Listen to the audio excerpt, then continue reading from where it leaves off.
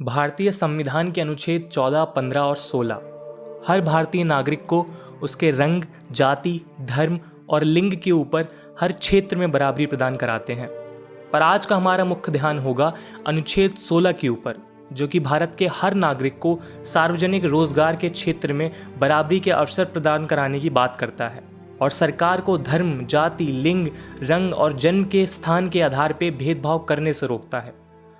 2016 में all India Yadav महासभा ने PM Modi को 20 लाख पोस्ट कार्ड लिखे, जिसमें इंडियन आर्मी में एक यादव रेजिमेंट बनाने की मांग की गई।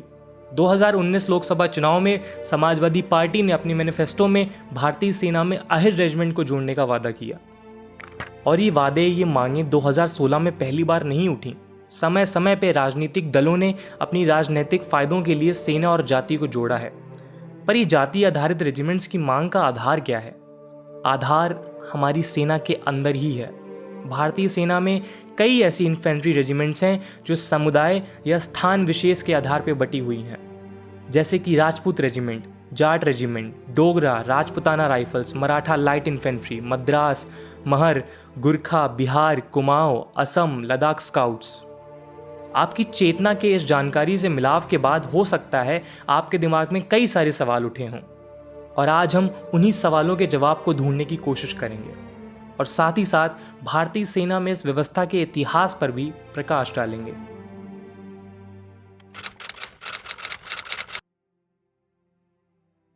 अंग्रेज भारत आए व्यापार करने। व्यापार के बाद उन्हें अपना साम्राज्य स्थापित करना था और उसके लिए ज़रूरत थी सैनिकों की, बहुत सारे सैनिकों की। शुरुआती दौर में सैनिकों को इंग्लैंड से बुलाया जाता था, पर इसमें बहुत सारा पैसा, रुपया और संसाधन खर्च होते थे और इसीलिए कुछ वक्त बाद सैनिकों की भर्ती भारत से ही होने लग गई। शुरुआती 100 सालों में अंग्रेज़ों ने अपने व्यावसायिक तौर पे प्रमुख शहर कलकत्ता, बॉम्बे और मद्रास से सैनिकों की भर्ती की और तब तक सेना में जाति की संकल्पना का परिचय नहीं हुआ था। पर 1857 में काफ़ी कुछ बदल गया। अंग्रेज़ों के खिलाफ एक विद्रोह की लहर पूरे देश में चली और अंग्रेज़ी हुकूमत की जड़ें तक हिला डाली। पर स्थानीय समर्थन न होने के कारण और भारत का कई समुदायों, जातियों और मानसिकताओं में बटे होने के कारण ये विद्रोह भारत को आज़ादी न दिला पाया। उसके पलट इसने अंग्रेज़ों को विद्रोह की संभावना से परिचित कराया, जिसके बाद अंग्रेज़ों ने भरसक प्रयास किए कि ऐसा विद्रोह आगे ना हो पाए।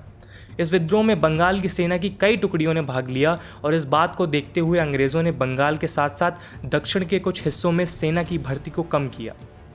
और इसी विद्रोह के दौरान जिन समुदायों ने अंग्रेज़ों की मदद की थी, उनकी संख्या आर्मी में बढ़ाने का निर्णय किया गया, जिसमें से सिख, पंजाब के पठान, डोगरा और नेपाली कुछ प्रमुख नाम हैं। पर इस प्रक्रिया को भी उन्होंने बड़े ही सुनियोजित ढंग से पूरा किया।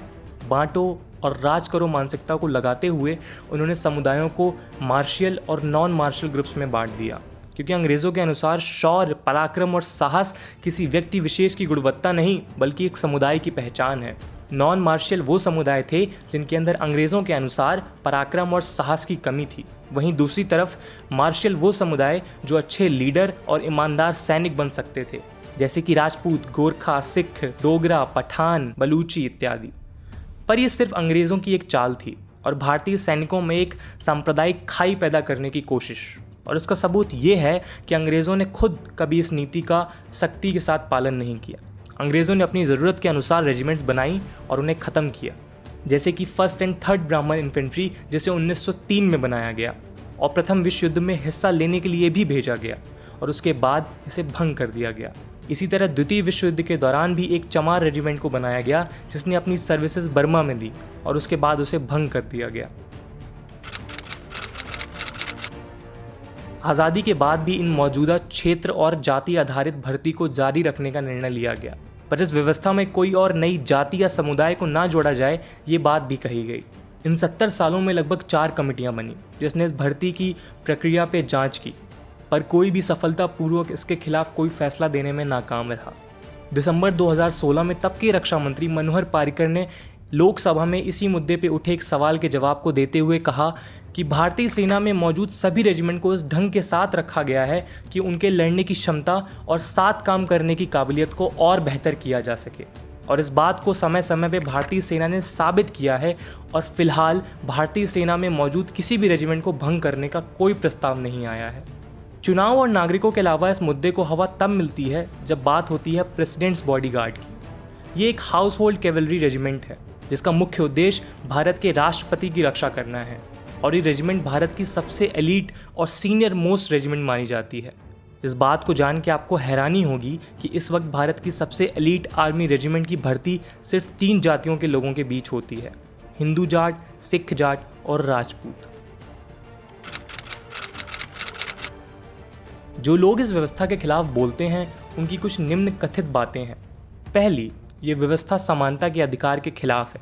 दूसरी, ये जाति, समुदाय और क्षेत्र को देश के ऊपर रखती है।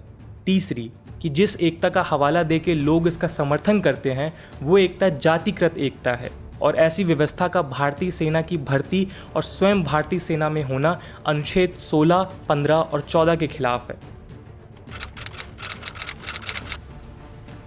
इतनी सारी चर्चाओं और याचिकाओं के बावजूद ऐसे कौन से मजबूरी या कारण रहे सरकारों और सेनाओं के पास कि कभी इस व्यवस्था को हटाने के बारे में गंभीरता से नहीं सोचा गया।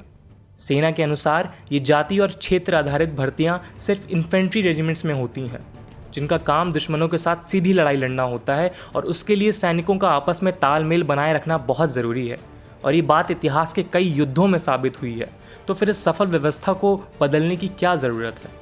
सेना और सरकार के अनुसार इन इन्फेंट्री रेजिमेंट्स में कई सारी रेजिमेंट्स का गौरवशाली इतिहास 150 सालों से भी ज़्यादा पुराना है। ऐसी रेजिमेंट्स को भंग करने पे सैनिकों के मनोबल पे गहरा असर पड़ सकता है। ये जातिगत और क्षेत्र आधारित भर्तियां सेना भर्ती की प्रक्रिया को भी आसान बना देती हैं। सेना को अगर सिख जाट या हिंदू जाट रेजिमेंट्स में भर्ती करनी है तो आसानी से उन इलाकों में भर्ती रैली निकाली जा सकती है जहाँ पे सिख जाट और हिंदू जाट की संख्या ज़्यादा है। ये व्यवस्था सही है या गलत, इस बात को तय करने का काम सेना, सरकार और न्यायपालिका का है। ये वीडियो सिर्फ एजुकेशनल पर्पस के लिए बनाया गया है, पर आप क्या सोचते हैं इस व्यवस्था के बारे में कमेंट सेक्शन में ज़रूर बताएं। वीडियो पसंद आया हो तो अपने दोस्त रिश्तेदारों में शेयर करें और डिफेंस डायरेक्ट एजुकेशन के चैनल को सब्सक्राइब करना ना भूलें। जय हिंद, जय भारत।